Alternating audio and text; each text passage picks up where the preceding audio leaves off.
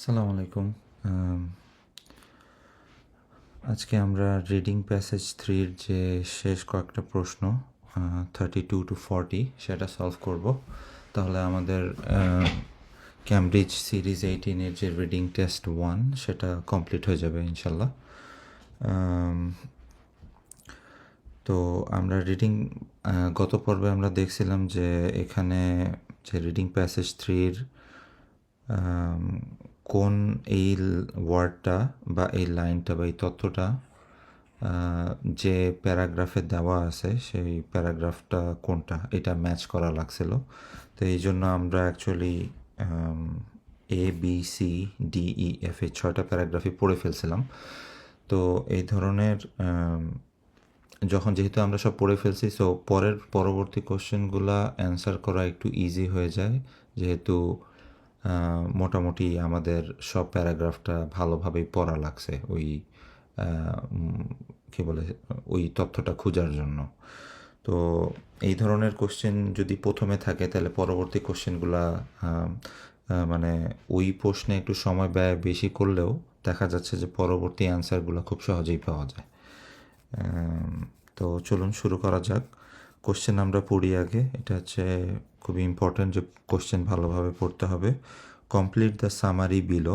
তো এখানে দেখা যাচ্ছে সামারিটা হচ্ছে কার ব্যাপারে? The inter agency space debris coordination committee. তা আমরা বি অর সি এরকম একটা প্যারাগ্রাফে একটা কমিটির ব্যাপারে পড়ছিলাম, যে এখানে inter agency space debris coordination committee. তো এই কমিটির কাজ কি এইটা নিয়েই কথা হবে। তো অ্যান্সারটা আমার এই সি প্যারাগ্রাফের মধ্যেই আছে, যেহেতু ওই কমিটিটা নিয়ে কথা হচ্ছে। তো ওটা আমরা আইডেন্টিফাই করলাম। তারপরের কোশ্চেন মানে ইনস্ট্রাকশনটা কি, যে choose one word only from the passage for each answer. তাহলে প্যাসেজ থেকে একটাই ওয়ার্ড চুজ করতে হবে যেটা দিয়ে আপনি অ্যান্সারগুলা দিতে পারবেন। সো এটা একটা ভালো দিক যে ওয়ার্ডটা আপনি চুজ করবেন এটা হুবাহু প্যাসেজ থেকেই আসতে হবে। ওইটার কোনো ভার্ব চেঞ্জ করতে হবে না, বা অ্যাডজেক্টিভকে ভার্ব করতে হবে না, ভার্বকে অ্যাডভার্ব করতে হবে না। হুবাহুব যে ওয়ার্ডটা প্যারাগ্রাফে আছে সেই যে কোনো একটা ওয়ার্ডই এই যে কোশ্চেনের যে সামারি, ওই সামারির ওয়ার্ডের সাথে মিলে যাবে আর কি। তো প্রথমে কি বলছে? The committee gives advice on how the dash of space can be achieved. তাহলে কমিটি কি ব্যাপারে অ্যাডভাইস বা উপদেশ দেয় সেটার কথা বলা আছে। Dash of space can be achieved. তো আমরা ওই প্যারাগ্রাফটা ভালোভাবে পড়ি। সিতে কি বলছে, যে even as our ability to monitor space object increases so too does the total number of items in the orbit. মানে বলছে যে ধীরে ধীরে যদিও আমাদের মহাকাশে কতগুলো অবজেক্ট আছে সেটা মনিটর করার বা তদারকি করার ক্যাপাবিলিটি ধীরে ধীরে বাড়তেছে, কিন্তু সে হারে নাম্বার অফ আইটেম মানে আমাদের অরবিট বা কক্ষপথে যে রকেটের পরিমাণ বা স্যাটেলাইটের পরিমাণ সেটাও সে তালেই বৃদ্ধি পাচ্ছে। তাই আমরা যত ক্যাপাবিলিটি অর্জন করতেছি মনিটর করার, ঠিক সেই তালে অবজেক্টের পরিমাণও বেড়ে চলছে। That means companies, government and other players in space are collaborating in new ways to avoid a shared threat. তো এখানে ওই কথাই বলছে যে কোম্পানি, গভর্নমেন্ট এবং অন্য শেয়ার হোল্ডার যারা আছে বা স্টেক হোল্ডার, তারা সবাই মিলে কোলাবোরেটিভলি কাজ করতেছে। এবং এই কাজ করার ফলে কি হয়েছে, international groups such as the Inter-Agency Space Debris Coordination Committee have developed guidelines. তো এই যে কমিটি, এটার কাজ কি? এটা হচ্ছে গাইডলাইন ডেভেলপ করছে বা নীতিমালা অন স্পেস সাস্টেইনেবিলিটি, মানে স্পেসটাকে কিভাবে সাস্টেইন করা যায়। সবাই যেহেতু স্যাটেলাইট লঞ্চ করতেছে, কিভাবে সবাই অ্যাপ্রোপ্রিয়েটলি স্পেসটাকে ইউজ করতে পারে যাতে এটা আনইউজেবল না হয়ে যায়, তো এ ব্যাপারে কিছু নীতিমালা এই কমিটিটা আমাদেরকে দিছে। তো এখন কোশ্চেনটা আবার ভালোভাবে পড়ি। The committee gives advice on how the dash of space can be achieved. তো ওই কথাটাকেই ঘুরাই বলছে, how the sustainability of space can be achieved. এ ব্যাপারেই অ্যাডভাইস দেয় অথবা গাইডলাইন দেয়। এখানে অ্যাডভাইসের জায়গায় মানে গাইডলাইনটাকে কোশ্চেনে অ্যাডভাইস বলছে, কিসের উপরে দেয়? On space sustainability. তো যেহেতু প্যারাগ্রাফেরই এক্স্যাক্ট ওয়ার্ড হইতে হবে, তো এখানে এই সাস্টেইনেবিলিটি ওয়ার্ডটা এটার সাথে যাচ্ছে। The committee gives advice on how the sustainability of space can be achieved. প্রথম কোশ্চেন পাই গেলাম। The committee advises that when satellites are no longer active, any unused dash, তাইলে আনইউজড কি জিনিস? ওই তো আনইউজড এই কথাটা একটা আমরা খুঁজে দেখতে পারি। Or pressurised material that could cause dash should be removed. তো এই প্রেশারাইজড ম্যাটেরিয়াল এটা আমরা স্ক্যান করার জন্য এই ওয়ার্ডটা বা কিওয়ার্ড হিসেবে দিতে পারি, বাট মেইনলি অ্যান্সার হবে কোনো কিছু আনইউজড, এই ব্যাপারে কথা হচ্ছে। তো তার পরের লাইনটা পড়ি। So this include, those include, তো এই যে গাইডলাইনের কথা বলা আছে, তো গাইডলাইনের মধ্যে একটা কথা কি বলছে? Inactivating satellites at the end of their useful life. তাহলে স্যাটেলাইটগুলোকে ইনঅ্যাক্টিভ করে দেওয়ার কথা এখানে বলা আছে। কিভাবে করবে? By venting pressurised materials. তো প্রেশারাইজড ম্যাটেরিয়াল এই কিওয়ার্ডটা আমরা এখানে পাইলাম, তাহলে অ্যান্সারটা এই লাইনেই আছে। তাহলে যে প্রেশারাইজড ম্যাটেরিয়াল ওইটাকে যদি আমরা ভেন্ট আউট মানে প্রেশার দিয়ে বের করে ফেলা, ওইটাকে ভেন্ট আউট বলে, এভাবে আমরা ইনঅ্যাক্টিভেট করে দিতে পারি। Or left over fuel that might lead to explosion. তাহলে কি ভেন্ট করতে বলছে? একটা হচ্ছে যে প্রেশারাইজড ম্যাটেরিয়াল অথবা লেফট ওভার ফিউল। তো ফিউল যদি রকেটের বা স্যাটেলাইটের মধ্যে থাকে এবং আনইউজড ফিউল, এবং সেটার কারণে দেখা যাচ্ছে যে বিস্ফোরণ হইতে পারে বা সংঘর্ষের কারণে বিস্ফোরণ হইতে পারে। তো যদি ফিউল না থাকে তাহলে সে বড় রকমের কোনো এক্সপ্লোশন হবে না। তো লেফট ওভার আর আনইউজ দুইটা একই জিনিস। তো লেফট ওভারটাকেই চেঞ্জ করে ওরা এখানে বলছে আনইউজড, তাহলে অ্যান্সার হবে হচ্ছে ফিউল, লেফট ওভার ফিউল। আর এক্ষেত্রে এটা হবে unused fuel. The committee advises that when satellites are no longer active, any unused fuel or pressurized material that could cause dash should be removed. তাহলে that could cause or lead to একই জিনিস। Lead to হচ্ছে যে যেটা ঘটাইতে পারে, কি ঘটাইতে পারে? Explosions. Leads to explosion or that can cause explosion, একই জিনিস। তাহলে এখানে অ্যান্সার হবে এক্সপ্লোশন। তাহলে লাইনটা আবার পড়ি। The committee advises that when satellites are no longer active, মানে যখন স্যাটেলাইটগুলা কার্যকাল শেষ হয়ে যাবে, যখন তারা আর অ্যাক্টিভ থাকবে না, তখন কি করতে হবে? এনি আনইউজড ফিউল, যত অব্যবহৃত ফিউল ছিল বা জ্বালানি ছিল, আর প্রেশারাইজড ম্যাটেরিয়াল ছিল, that could cause to explosion should be remove, সেটা সরিয়ে ফেলা উচিত, ভেন্টিং আউট, সরিয়ে ফেলা। আচ্ছা, তাহলে আমরা তিনটা অ্যান্সার পাইলাম। Last, although operators of large satellite constellation accept that they have obligations as stewards of space, Holger Craig points out that the operators that become dash are likely to prioritize removing their satellites, are unlikely to prioritize removing their satellites from space. তো পরের লাইনগুলো আমরা পড়ি এখান থেকে। The intergovernmental groups also advise lowering satellites deep enough into the atmosphere that they will burn up or disintegrate within 25 years. তো এ ব্যাপারে কোনো তথ্য নাই। এখানে কিওয়ার্ডটা হচ্ছে এই যে এই লোকটার নাম হলগার ক্রেগ পয়েন্টস আউট। তো হলগার ক্রেগ কী কথা বলছে ওটা আমাদেরকে খুঁজে বের করতে হবে। তো পরবর্তীতে Holger says, but so far only about half all the missions have abided by 25-year goal, says Holger Craig. উনি হচ্ছে head.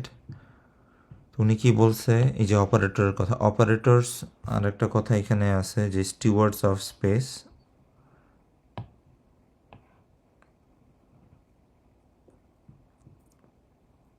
Prioritise removing their satellites. আচ্ছা, তো এইগুলা কিওয়ার্ড হিসেবে আমরা এখন খুঁজতে থাকবো যে operators on planned large constellation. এখানে কনস্টেলেশন ওয়ার্ডটা আমরা পাইছি, এখানেও কনস্টেলেশন ছিল। তাহলে এ লাইনের 3-4টা লাইনের মধ্যেই অ্যান্সার থাকবে, তো ভালোভাবে পড়ে আমরা অ্যান্সারটা বের করে ফেলি। তো বোঝার চেষ্টা করি যে এই লাইনটাতে কি বলছে। Operators of planned large constellation of satellites say they will be responsible stewards in their enterprise in space. Stewart মানে হচ্ছে যে যারা মানে পুলিশের মতো আর কি, যারা হচ্ছে নজরদারি করতেছে। তো এই ধরনের বিশাল বিশাল স্যাটেলাইট যে কোম্পানিগুলো লঞ্চ করতেছে, তো তাদেরই এটা দায়িত্ব যে স্পেসের যে তাদের স্যাটেলাইটটা যাতে কোনো ক্ষতির অন্য কোনো ক্ষতি কাউকে ক্ষতির সম্মুখীন না করে, এটা তাদের দায়িত্ব। তো এই জিম্মাদারি তাদের, তো এই হিসেবে তারা স্টিওয়ার্ড, যেহেতু তারা দেখভাল করা তাদের দায়িত্ব। But crag worries that problems could increase despite their best intention. তো উনি কি বলছেন যে যদিও তাদের ইন্টেনশন বা নিয়ত হয়তো ভালো, যে না না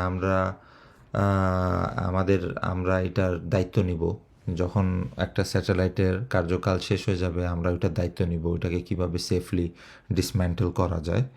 কিন্তু ক্রেগের মতে কি, উনি কি বলছেন, what happens to those that fail or go bankrupt he asks. কিন্তু ওই সমস্ত কোম্পানির কী হবে যেগুলা ফেল করে অথবা ব্যাংক্রাফট হয়ে গেছে, বা বলে যে মানে তারা যেগুলো ব্যাংক্রাফট হয়ে গেছে, they are no longer in operation, তখন তাদের ক্ষেত্রে কী হবে। He ask, they are probably not going to spend money to remove their satellites from space. তো যেহেতু ব্যাংক্রাফট হয়ে গেছে, সো তারা তো তাদের কাছে এমনি টাকা নেই, এখন তারা স্যাটেলাইটটাকে সেফলি রিমুভ করার জন্য তো আরও টাকা খরচ করবে না। তো এটা হচ্ছে ক্রেগের কোয়েশ্চেন। তো ওই সমস্ত অপারেটর যারা মানে ফেল করছে অথবা ব্যাংক্রাফট হয়ে গেছে, তারা তাদের মানে তারা যতই মুখে বলুক যে তারা এটার দায়িত্ব নিছে যে ঠিকভাবে এটাকে ডিসম্যান্টেল করবে, বাট এটা খুবই আনলাইকলি, বা এটা মানে খুব একটা বিশ্বাসযোগ্য না যে তারা এই কাজটা করবে। মানে এই কথাটাই এই কোশ্চেনে বলছে যে Holger Krag points out that the operators that become dash are unlikely to prioritize removing their satellites from space. তো অপারেটর যারা ইদার ফেল করবে অথবা ব্যাংক্রাফট হবে, এখানে যেটা বলা আছে যে that fail or go bankrupt. তো এখানে দুইটা অ্যান্সার হইতে পারে, কিওয়ার্ড আছে, একটা হচ্ছে ফেল হইতে পারে অথবা ব্যাংক্রাফট হইতে পারে। যেহেতু ওয়ান ওয়ার্ডের অ্যান্সার হবে, তা আমাদের ইদার ফেল চুজ করতে হবে অথবা ব্যাংক্রাফট চুজ করতে হবে। এখন দেখতে হবে যে এই দুইটা ওয়ার্ডের মধ্যে কোনটা ওই এই সেন্টেন্সের সাথে ম্যাচ হচ্ছে আর কি, গ্রামাটিক্যালি কোনো এরর ছাড়া। তো points out that the operators that become fail, তো that become fail it is not grammatically sound, কিন্তু দ্যাট বিকাম ব্যাংক্রাফট এটা গ্রামাটিক্যালি সাউন্ড, মানে এটা ঠিক আছে গ্রামার সব কিছু সহ। দ্যাট বিকাম ফেইল্ড যদি হইতো মানে প্যাসিভ ভয়েসে, তাইলে এটা হয়তো ঠিক ছিল, এই জন্য আমরা ফেল শব্দটা নিতে পারতেছি না, যেহেতু এক্স্যাক্টলি ফ্রম দ্য প্যাসেজ থেকেই নিতে হবে। কিন্তু that become bankrupt, this is correct word. তো এখানে অ্যান্সার আমরা দিব ব্যাংক্রাফট। তাহলে লাইনটা আবার পড়ি, although operators of large satellite constellation accept that they have obligations as stewards of space. তো এখানে বলছে যদিও অপারেটররা বলছে যে তাদের দায়িত্ব আছে as a steward of the space, তারা এটার দায়িত্ব নেবে, কিন্তু Holger Krag points out that operators that become bankrupt they are unlikely to prioritise removing their satellites from space. মানে এটা খুবই অবিশ্বাস্য বা বিশ্বাসযোগ্য নয় যে তারা তাদের স্যাটেলাইটটাকে স্পেস থেকে রিমুভ করার ব্যাপারটাকে প্রায়োরিটিতে রাখবে বা প্রথম সারিতে রাখবে কাজের মাধ্যমে। তো এই হচ্ছে 32 থেকে 35 আমরা শেষ করলাম।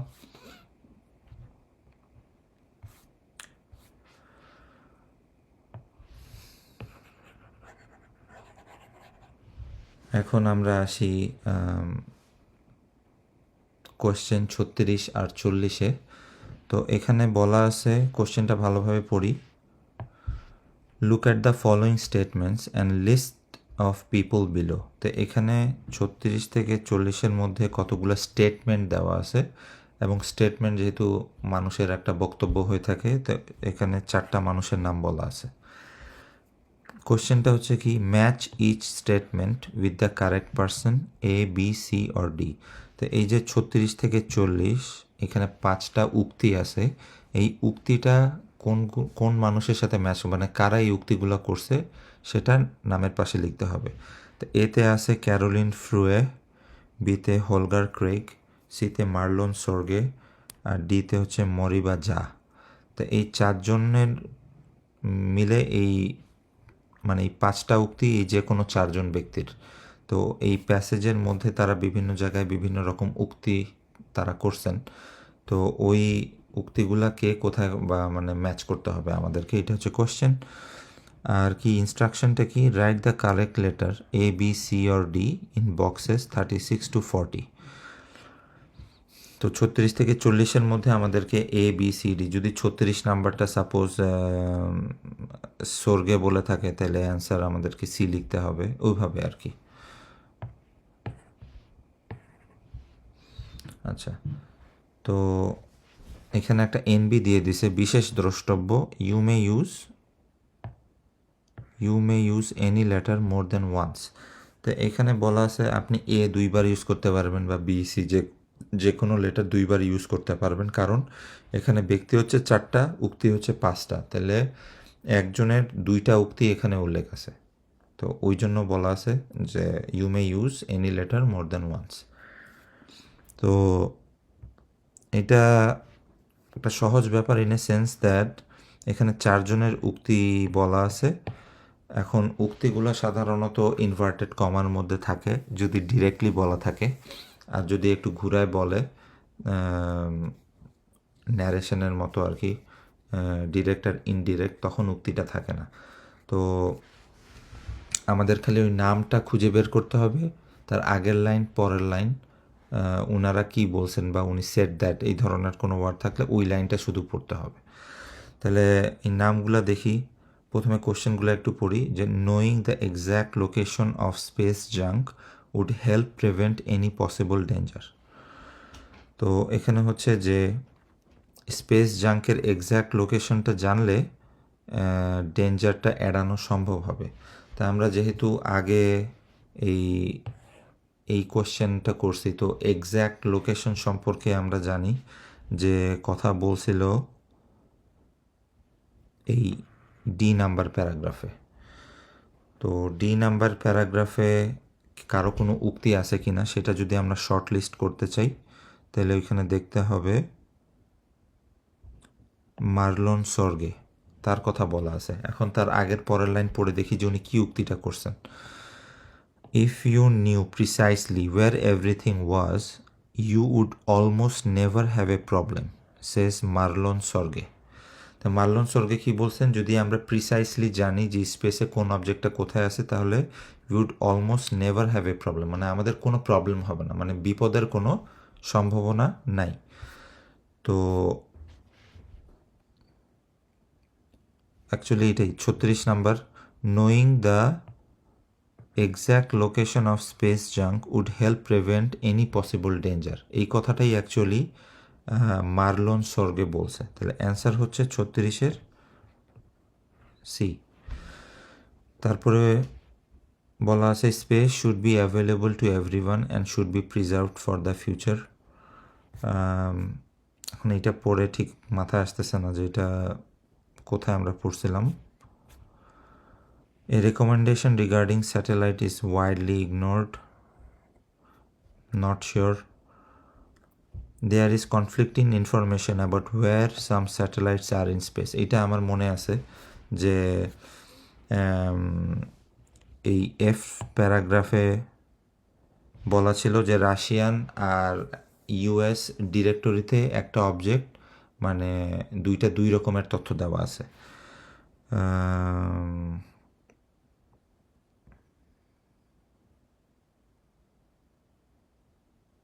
এখানে বলা আছে only this doesn't quite work for a number of objects such as Russian rocket body designated in database as object number 32280 when ja মানে এখানে এই যার কথা বলা আছে when ja enters that number the database draws two purple lines.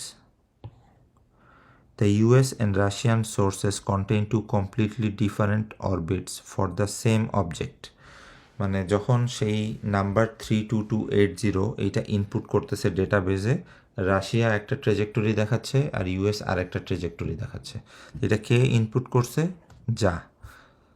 আর কোশ্চেনে কি আছে? There is conflicting information. Conflicting মানে বিপরীতার্থক, একজন এক কথা বলতেছে আর একজন তার বিপরীত কথা বলতেছে, এটা হচ্ছে কনফ্লিক্ট।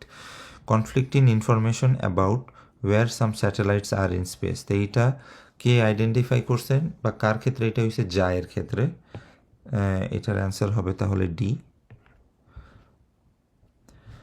আচ্ছা 40 number, there is a risk we will not be able to undo the damage that occurs in space. তো এটাও ঠিক আমার খেয়াল নাই। তো যেহেতু আমরা দুইটা অ্যান্সার পাইছি 39, 36, তো বাকি যে কোশ্চেনের অ্যান্সারগুলো এটা এখন তাদের এই উক্তি খুঁজার চেয়ে ওই ব্যক্তিটা কি বলছে, ব্যক্তিদের নামটা বের করে সেটা আগে পিছে পড়লে দেন আমরা দ্রুত অ্যান্সারটা বের করতে পারবো। তাহলে প্রথমে খুঁজি ক্যারোলিন ফ্রুয়ে। তো এখানে প্রথম প্যারাতে কারো উক্তির কথা কিছু বলা নাই।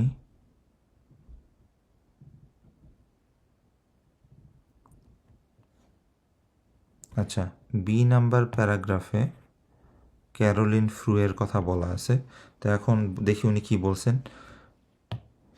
If we go on like this we will reach a point of no return.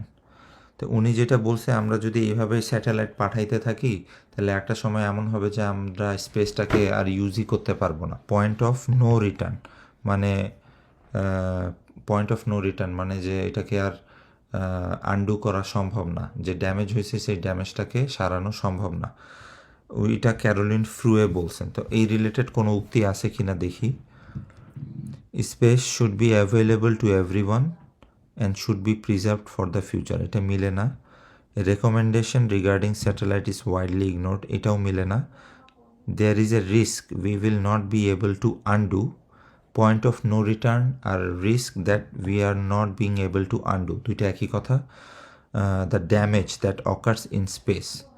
তো এই যে রিস্কের কথাটা কে বলছে, যে আমরা যদি এইভাবে স্যাটেলাইট পাঠাইতে থাকি আর কোনো স্টেপস না নেই তাহলে উই উইল মানে এমন পয়েন্টে যাব যে মানে এটাকে সারানো সম্ভব হবে না বা সামলানো সম্ভব হবে না অবস্থাটা। That point of no return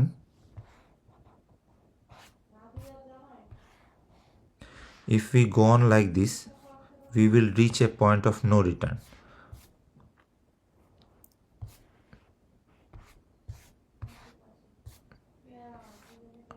আর the risk we will not be able to undo, দুইটা একই জিনিস। তাহলে এখানে অ্যান্সার হবে 40-এর ডি, মরিবা যা। ও সরি, মাই ব্যাড। এটা ক্যারোলিন ফ্রুয়ে এই কথাটা বলছেন। অ্যান্সার হবে হচ্ছে এ। তাহলে আমরা 40 পাইলাম, বাকি থাকে দুইটা। তো এখন এর উক্তিটা পাইছি হোলগার ক্রেগ। দেখি হোলগার ক্রেগ কি বলছে।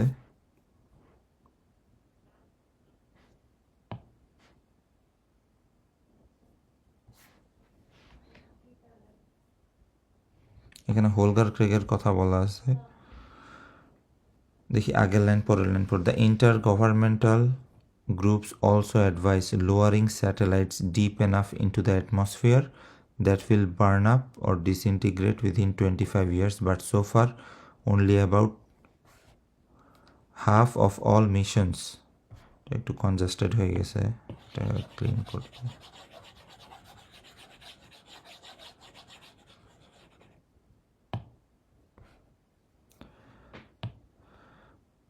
But so far only about half of all missions have avoided by this 25-year goal, says Holger Craig.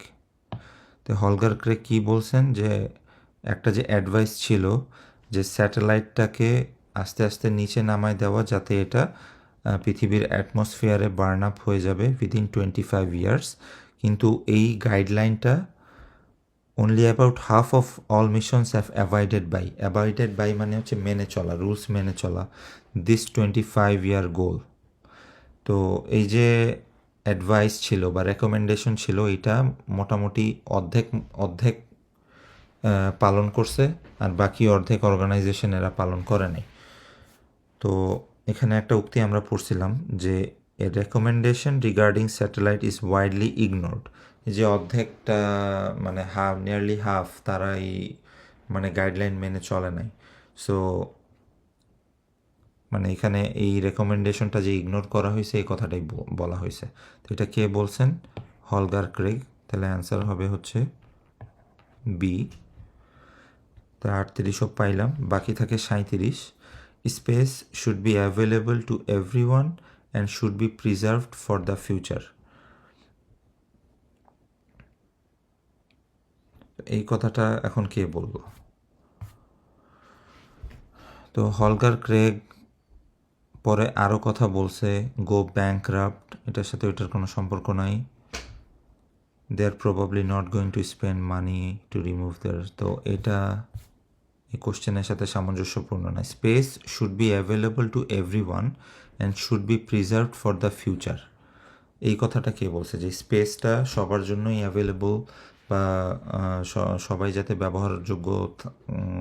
সবার জন্যই ব্যবহারযোগ্য থাকতে হবে এবং ভবিষ্যতের জন্য এটাকে রক্ষা করতে হবে, এই কথাটা কে বলছে? তাহলে আমরা জানি যে ক্যারোলিন ফিঞ্চ এই কথা বলে নাই, উনি বলছেন পয়েন্ট অফ নো রিটার্নের কথা। হলগার ক্রেগ বলছেন যে এই যে কেউ মেনে চলে নাই, তার উপর এই যে স্পেন্ড মানি মানে যারা ব্যাংকরাপ্ট তাদের কথা এখানে নাই। মার্লন সোর্গের কথাটা আমরা পাইছি অলরেডি। একটা কথাই উনি বলছেন, ওনার একটা উক্তি এখানে আসছে এক্স্যাক্ট লোকেশনের কথা, এটা মানে 37 নম্বরের সাথে মিল নাই।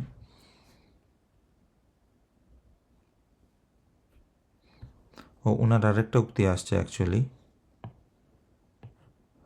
Think about a busy day at the airport, carefully choreograph routine not. আচ্ছা, তো এখানে ওই যে এক্স্যাক্ট লোকেশনের কথাই উনি বলছেন, মানে বাইরে নতুন কোনো উক্তি ওনার নেই। আর জায়ের উক্তি এখানে একটা আছে, যা describe himself as a space environmentalist, I want to make space a place that is safe to operate. তো আমি মানে সেফ টু অপারেট মানে হচ্ছে সেফ, যেটা সবার জন্য সুইটেবল বা ব্যবহারযোগ্য থাকে, usable, that is free and useful for generations to come, মানে এখানে ফিউচারের কথা বলা আছে, মানে স্পেস যেটা ফ্রি থাকবে এবং যে জেনারেশন আমাদের পরে আসবে তারা যাতে এটাকে ইউজ করতে পারে, তাদের কথা এখানে বলা আছে। আর কোশ্চেনে কি আছে? Space should be available to everyone, তো এইখানে এই কথাটাই বলছে, I want to make space a place that is safe to operate, that is free মানে ইজ গুড ফর এভরিওয়ান। আর পরের কথা should be preserved for future, আর এখানে যে বলা useful for generation to come, দুইটা একই জিনিস। তাহলে অ্যান্সার এখানে হবে যা মানে ডি। দেখেন এখানে ডি ওয়ার্ডটা আমরা দুইবার ইউজ করছি, তাহলে এখানে যার দুইটা উক্তি আছে আর বাকি তিনজনের একটা একটা করে উক্তি আছে। তো আলহামদুলিল্লাহ আমরা টেস্ট 1 সব শেষ করে ফেললাম। এখানে যত ধরনের আইএলটিএসের রিডিংয়ের কোয়েশ্চেনগুলো আছে আমরা ভেঙে ভেঙে ব্যাখ্যা করছি। আশা করি এসব যেভাবে আমরা এটা ব্যাখ্যা করলাম সেটা আপনাদের কাজে আসবে, এবং এই সমস্ত ট্রিক্স যদি আপনারা ফলো করেন তাহলে সহজেই এবং কম সময়ে আর accurately at least you can pinpoint and answer the reading questions. যদি কোনো কোয়েশ্চেন করে থাকে আপনাদের তাহলে কমেন্ট করে জানাতে পারেন। আর anything that you want me to discuss, I would be happy to discuss that with you. Thank you, have a nice day, bye by.